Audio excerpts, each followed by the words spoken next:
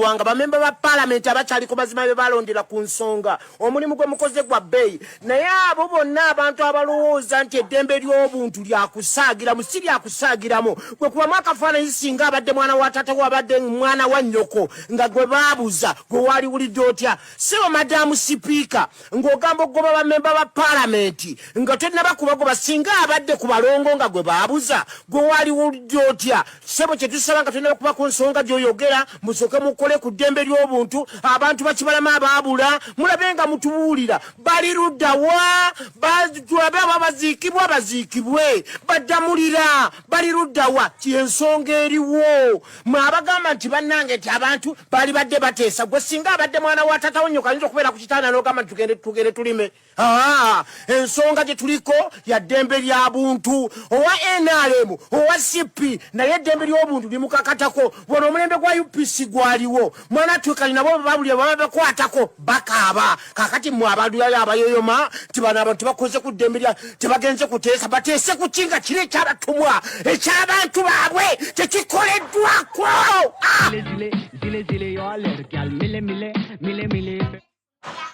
obwo bw'owulira bwe busungu bwa bannayuganda bwe balina ku mimwa.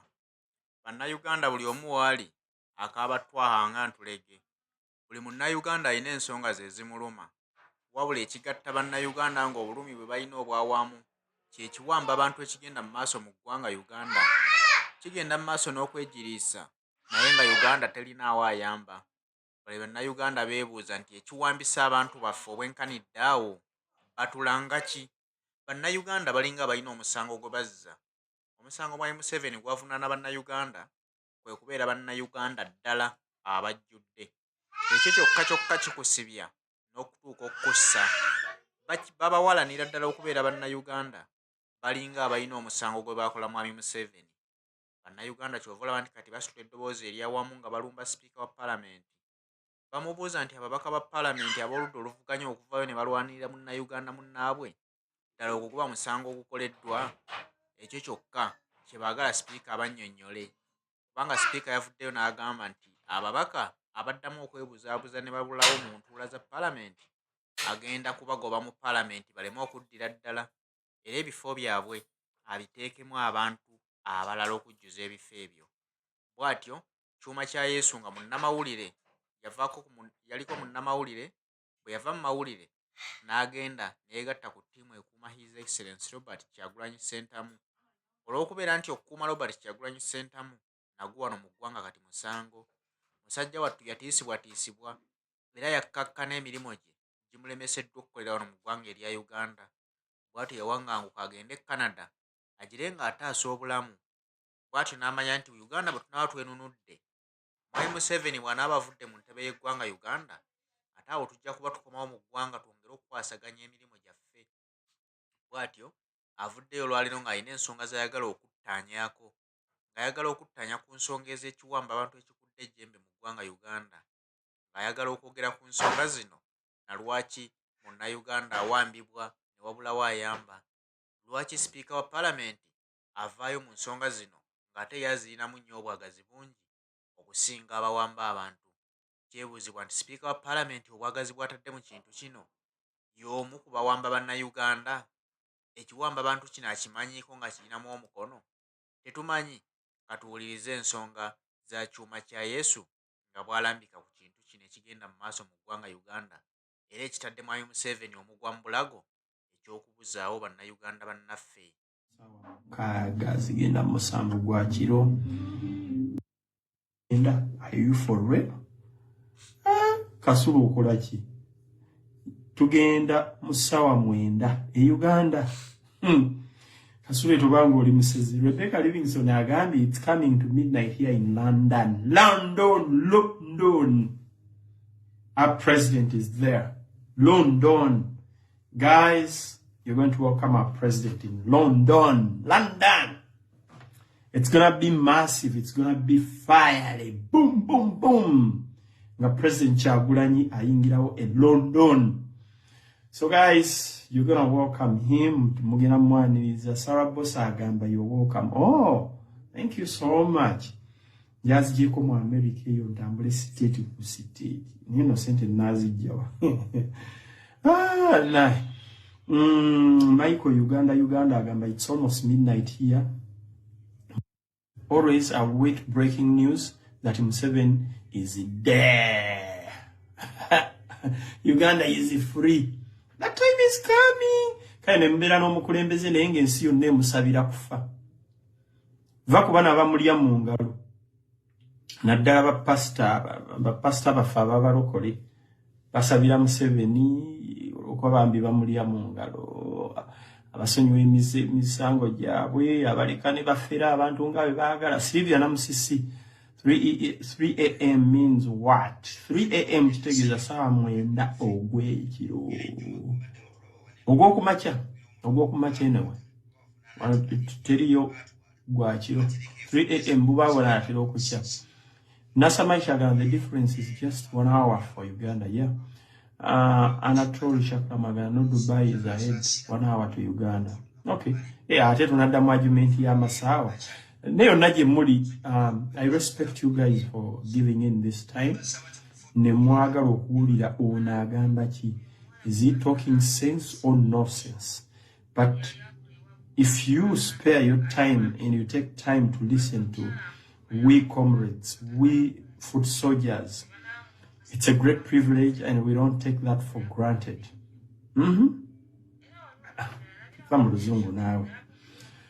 So, mwena yonna gye muli, bw'obanga weefiiriza akadde n'oga akampulirize kyuma agamba ki, tetukitwala nga kya lusaago. You're indeed precious people with your precious time. Time eno nkulu nnyo.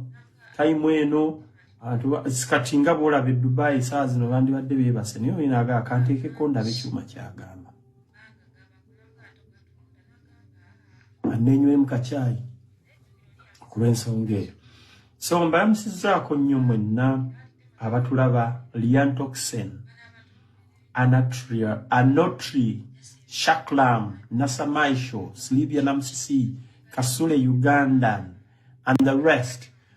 Mbalamusizzaako nnyo mwenna amanya n'eddoboozi nze Buganda Ntege ekyuma kya Yesu ng'asinziira mu kibuga kya Trudy ekikulu ekya Canada kye bayita Ottawa oba kye bayita Ottawa. Tukiyita Ottawa, ye capital city ya Canada. Naye kyamazima kyo kiri nti Ottawa ebowamuko. Life Radio ogamba otya? Good morning. Matovu Jacobs ndeeba. Matovu Jacobs oli mundeeba. Buli bwendaba erinnya Matovu ababeera bakooba mukonkula musizza Matovu Jacobs ndeeba. Jonathan Lubega oyo muko. Matovu Jacobs ntuuse big bro. Gamba ntuuse muko.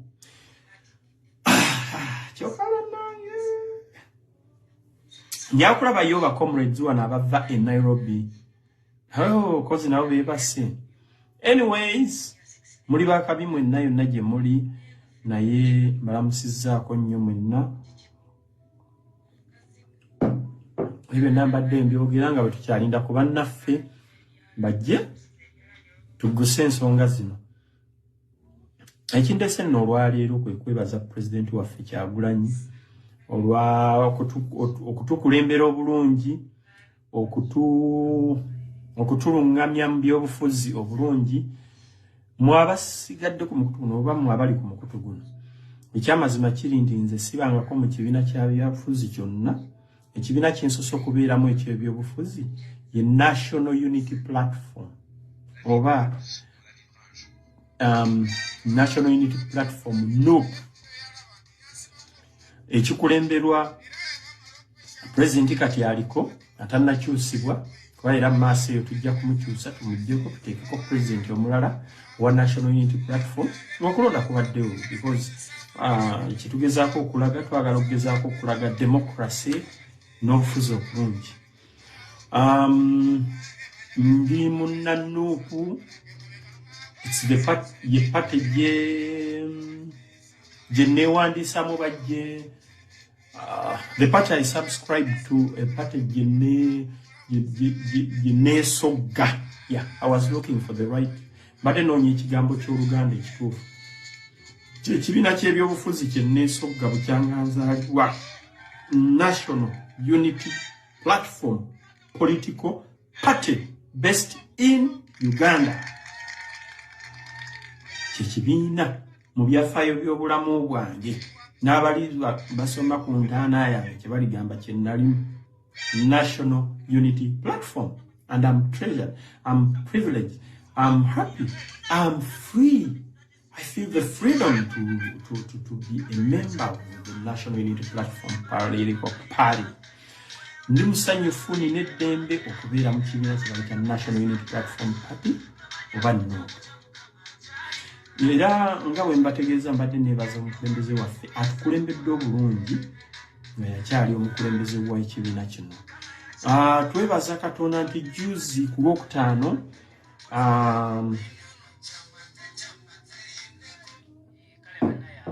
mutwadde ne press conference wali ewandegera ku kitebe ekikulu bannabyabufuzi abasoba mu 4 bakyuse ne bajja ne bagamba mbutuufu omusana guli mu National Unity Platform alejjukira bammemba abajja ewaffe tebabagulirira tebasuubirayo busente maybe bayinza okuba basuubirayo okwesimbawo nti kati National Unity Platform NUP yerimu omuliro yerimu omulamu saawa zino bayinza okuba ekyo bakisuubira naye tebalinga abayingira NRM.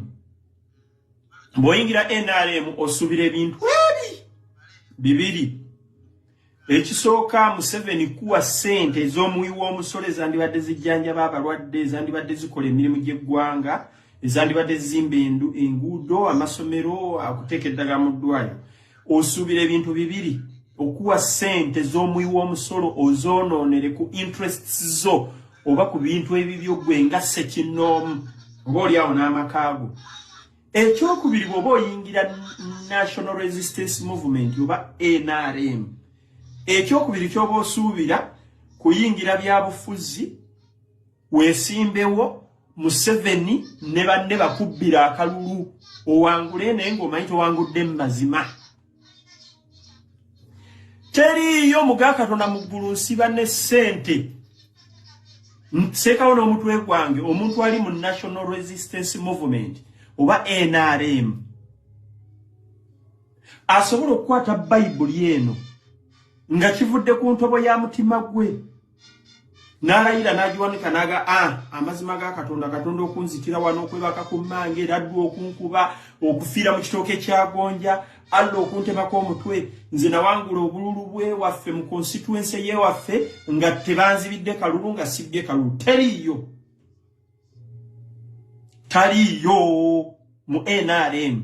Kati kyembagamba nti bw'oba oyingidde NRM ebintu ebi by'osuubira okuwa ssente ez'omuwi w'omusolo ozikozese by'oyagala ebibyo your interests ebibyo nga ggwe n'amakaago oba okuyingira ebyobufuzi bakubbira akalulu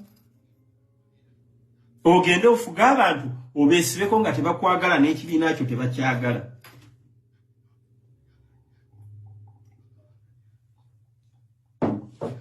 Meanwhile nzijukiza mwenna abatulaba naddala ng'osinzira Orawa mu kibuga wano wendi Ottawa the capital city of Canada. Naye nabagamba eno Ottawa capital city ebowa okusinga Toronto. Sibatiisa naye nange gyendi. Naye Ottawa leero ba National Unity Platform tuyina Zoom meeting etandika ku ssaawa 2 zennyini ez'ekiro. Kakati ziri ssaawa meka zino ziri emu n'eddakiika 12. Naye obanga oli munnankyukakyuka National Unity Platform Political Party munna People Power ku ssaawa 2 ez'akawungeezi akaleero zinaatera okutandika tetukyawezayo ssaawa tugende mu Zoom meeting. Tulina okuba ne National Unity Platform ey'amaanyi mu kibuga Ottawa.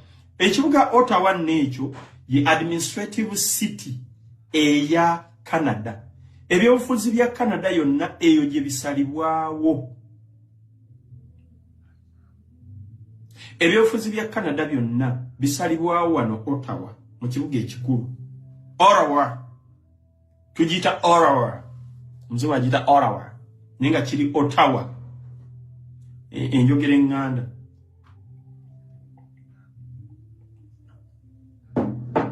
So, mwoina omuntu wo mukubira akasimu mugamba yanguwe ajje ku Zoom meeting ku mukutu gwaffe baguyita Nupu Ottawa chapter Canada.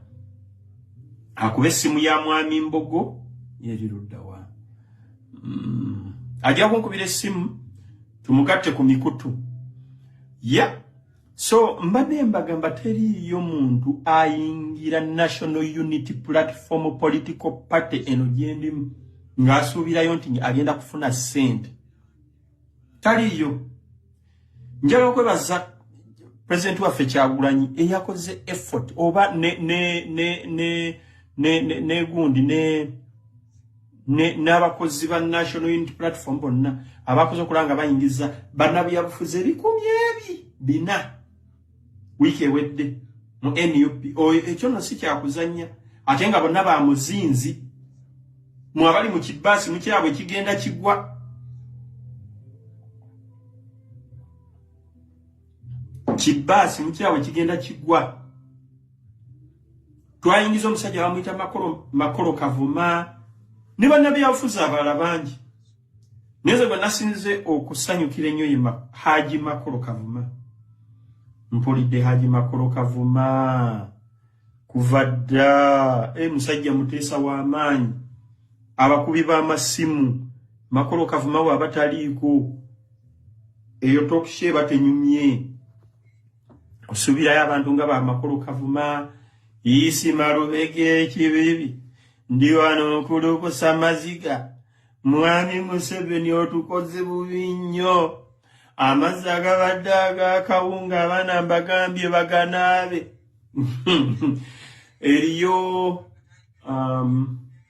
onawoomerwa ennyo kabbiya yani Wema Kindi yani oyo Lubakyoya kozi ne yali edobozi ly'ekyebando Muhammad Segirinya naye yoredde ali muno. So kati on this case njanyo okwebaza NUP management okusobola okuleeta baganda baffe abo. Naye nga kino kyensaba abaganda baffe tulekera tetulima mpindi ku mabega. Nina ebigambo by'Oluganda ebizito byenjagala okukozesa lwakuba bimbuzi. Baganda baffe bano abakyuse ne bava mu bibiina biri ebibadde eryo ba FDC oba NRM oba DP.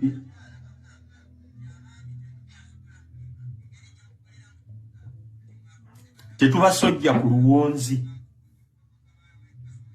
Tubaleke bawulire emirembe mu National Unity Platform baleeta amaanyi gaabwe agabadde eri bana ensolo kweri ku kizigo. Ensolo kweri ku kizigo. Baganda baffe abo tubaanirize nnyo. Tubasanyukire kuba nabo balabye omusana. Ate nanjala okugamba nti bangi nnyo bali mu NRM eyo ne beetya bweti. President waffe yagamba nti balimu akatengu. Salawo obusazi omulundi gumu ogaye NRM ngivuddemu nyingidde National Unity Platform. Ekijja kijje. Si musango okuwagira okukyuka noga akati NUP ngivuddemu ngenze mu jema. It's not a crime. Teri agenda kukondeminga kyosazeewo kyoyagala. That is you. So baganda bange mwenna abazze banabyafuze 100 tubaniriza nnyo. I'm making this call to thank you guys, to see the truth, to see the light in this turmoil.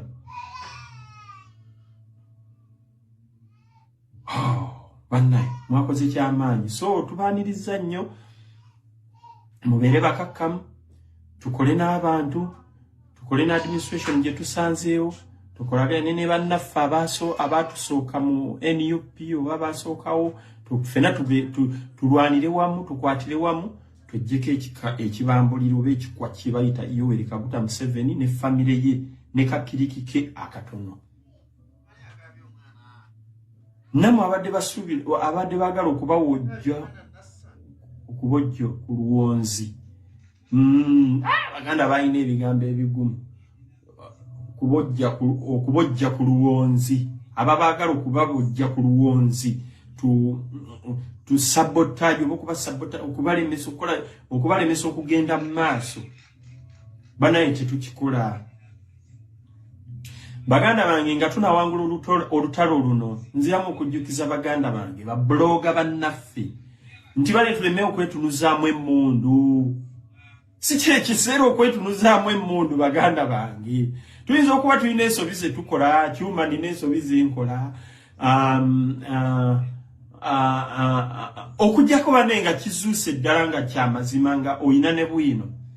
Kuba waliwo omuntu gwe nali mpolereza nga ngamba ne banne temukuba oyo comrade munnaffe. Ensobi zibeerawo. Tekigasa ssaawa zino kutunuza mmundu, ogitunuze mu nannuuku akyeyita oba owannuuku, oba akyeyita bweyisi, oba ddala wannuuku, oba bamuwaayiriza whichever, buli kyonna ky'abaali. Kuba waliwo abeeyita nti ba National Unity Platform ne bambala obukoofiira nga buno bwe twambadde oba kennyambadde, ne bambala n'ebijaketi bino naye nga bo batukolera muli munda gye bali. Abamu tuba tubamanyi, abantu ba tetubamanyi. Ne Senta Kyagulanyi AAK Bobi Wine ayina statement erenza olusiku entambuliza obulamu bwange obwa politics. Bitalina makulu, tembiwa makulu. Mu bitunulire nga Mystic Call. Bitunulire nga siweji wa Kampala akulukuta. Amaana akulukuta n'akoma n'agenda. Naye baganda baffe abazze oba mu abaganda baffe abakyali mu NUP nga muli b'amazima. Tulikirawo kwetunuzaamu emmundu, tetwetunuzaamu mmundu. Oli ajja kubuza ekibuzo agambe nti naye gwa kuba munannuupu munno okolera ani? Kubanga mwebali. Nze kyuma bwe nyamba akakoofiira kano ne ntandika okuvumirira munannuupu. Newankubadde ng'ayina waasobezza watonotono. Nze ndowooza si kyekiseera. Amaanyi gaffe gonna agasinga tugamalire ku nnakyemalira Yoweri Kaguta Museveni. Kangereze saga kugeresa ku muntu yenna. Kasigale nga neegezesezaako. Kyuma bwe mba nkoze ensobi eri against the party. Don't bash me because I'm not perfect. Perfect yali omu yekka ye Katonda, atukiridde yekka ali omu ye Katonda. Fabana b'abantu tukola ensobi engenderere n'ezitali ngenderere. Nyinza okugenderera okukola ensobi naye nga nina kyengoba. Nyinza okuba ngoba ssente, nyinza okuba nina kyengoba. Niki kyandibadde kyamakulu n'otandika kuntunuzaamu mmundu. Baganda baffe babijjirwa abantu babanenya abandi bangi nnyo ne banenya. Ngenda ne mbitunulira no ku mikutu nga ndaba mu butuufu nedda. Tuleme kulwana ntalo za kitu. Mulabe waffe abaatusekirira. Si essaawa okuvuma oba okuyisaamu eggaali. Abantu abateekeddwa okukola kye balina okukola ne batakikola mu butuufu bwakyo. Kale tubalabe, tubamanye nti yonna omulimu gumulemye. Naye tumuleke nga Mystic Call. Tomumalirako maanyi go. Amaanyi ago ge mumalanga muyisaamu eggaali muba NUP. Wali ab'NRM mubanga ababa exoneratinze. Okwe-exonerating mubanga wali aba National Resistance Movement oba aba NRM mubanga ababejjereza. Era ebadda wali eri bazinga emikono ne baga basi kasita beekuba ngumi ku ngumi, kyani kya kyuma, kyani kya bijirwa, kyani kya kyuma, kyani kya waiswa mufumbira, kyani kya segirinya, kyani kya landise wanyana. So enkola eyo ezza ekibiina emabega oba ezza struggle yaffe emabega. Wabaawo nga waliwo munnaffe mu National Unity Platform akoze ensobi oba akoze ebitatuukiridde oba he has fallen short of his duties. nga ayina ebimulemye amanyi gaffe kale oyinza okwogerako katono naye temumalirako maanyi n'okola ne live namba olumba kyuma olumba sami simanyi yani ye mighty family sami olumba mpuuga olumba simanyani bannaye.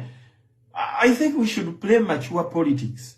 Tuzanye ebyobufuzi ebyekikulu n'omulabe waffe atutye kubanga mmwe ekintu kye mutamanyi mmwe abali kuno abampuliriza bano bannabyabufuzi bannakyemalira bakozesa ka tactic bakayita divide and rule. Ate divide and rule tagenda kwawula mu babe ba NRM ajja kujja mu mmwe mu bannuupu nga bwe yakoze mu FDC mubuuke akozesa akabonero ke bayita yawula. Yawula ye divide gabanyamu munansonyiwa bwe nkozesa ebigambo ebimu eby'oluzungu kiba kimbuze mu Luganda shege. Bannabyabufuzi waliwo enjogera egamba divide and rule. Bawule yawulemu osobola okubafuga gubenga gwo dominatinga. Mpulidde statement omukulu omujja akoze makolo kavuma jasoso okukola nga ataddeko enkuufira yaffe kuno nenkuba wala nti abasajja bano ab'FDC ani Nandala Mafari n'Amuriati bagamba ab'Ekatonga nti mwemba mwina obuzibu ku Museveni ffe tetumwinako buzibu. That is the real divide and rule. FDC ojawudde waliwo abakulaba nti oyina obuzibu ate waliwo abakulaba nti oyina buzibu kakati engumi ne zisigala wakati wa bo. FDC Katonga ne FDC najja na nkumbi kati bakikoze bagala no kikola mu NUP mbo batadde wali fangoni simanyi fupo simanyi biki kasasiro sagana biwa budde kubanga mbo ghetto waliwo president wa ghetto mulala alieri simanyi fangoni yani rule bakoze fujjo protected by the state. Eggwanga lyeri bakuuma bakoze fujjo lyonna ne babawa n'abapoliisi be babakuuma muwala befujjo lye bakola ne bagenda oli n'avuga emmotoka n'atomera emmotoka ya munne n'akola biki Banna naye ng'ate weewuunye state yebawa obukuumi. So kati baagala okikulyeti nga baagala n'okizimba mweno mweni UP nti waliwo omuyaye wa ghetto biki naye mbasaba bwe nti bannankyukakyuka mwenna let us not look at that. Tetubiwabudde ebyo. That's rubbish, garbage. Let's look it as mystical. Muwaleke bafire mu firimu zaabwe. Ene Canada batutereddeyo abantu batuvumevume batusibesibeko ebisangosango batuwonone mu community batuwayirize mbutugwemu amaanyi. No way, we shall not. We will go ahead. Tujja genda maaso. Ale tujja bawa budde.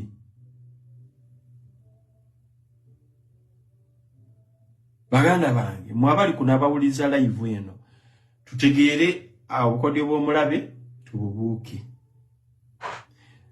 tulekeraawo okwetunuzaamu emmundu.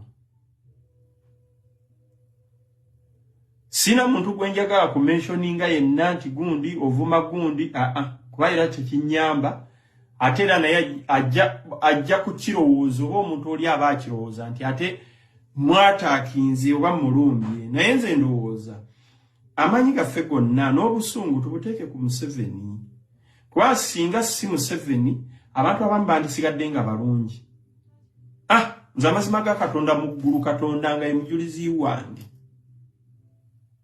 nga ndi musajja atya Katonda ndi mukkiriza. I've been respecting Joyce omukyala gwe bayita Joyce Nabosa Sebugwawo. I was respecting omwami gwe bayita Jesse Muyingo. I was respecting omukyala gwe bayita Nakiwala Kiyingi. Kuba baweerezaako kabaka wange.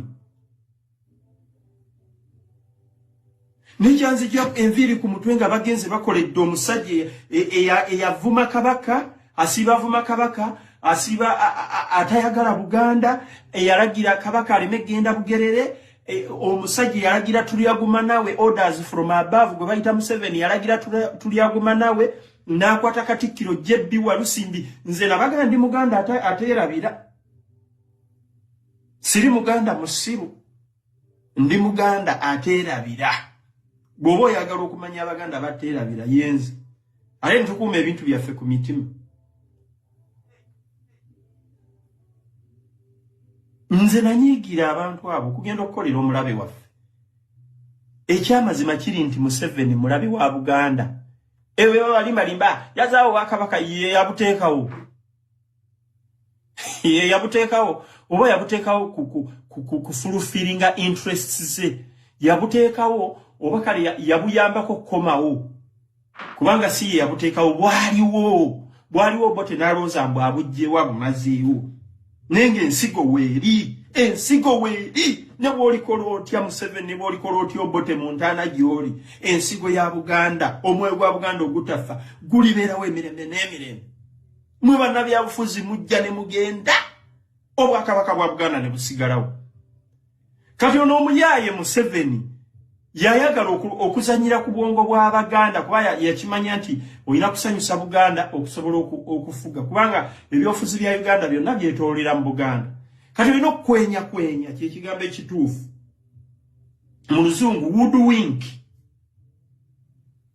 Olina okwenya Abaganda n'obalaganga bw'obaagala ennyo era kabaka n'okola biki osobola okubasiriwaza. Naye ate ebikolwa by'okolera mu kusiriwaza Abaganda ate ffe abamu mwe tubuukira. Museveni siri kusonyiwa n'abantu bo. Gwe bw'olifa abazzukulu bo n'abaana bo tugenda kubalabanga mmwe abaakwata Katikkiro Jebbi Walusimbi eyaliko Katikkiro wa Buganda ne mukwata amatayi wali eri ku Lwebugerere ku Ssezibwa ku mugga Ssezibwa. Nemuga tojjagge tulyaguma naye gwani akwata Jebbi Walusimbi n'omusindika eri. Kale batya Joyce Sebugwawo na Bosa Jesse Muyingo ani omulala gwenjogedde Nakiwala Kiyingi. Bantu mmwe nabanyigira nnyo obutalaba nsonga eyo. Ne mugenda ne mukolera dikiteeta ne mugenda ne mukolera omulabe wa Buganda. Mufunye emirimu gya cabinet mu government eya sitaani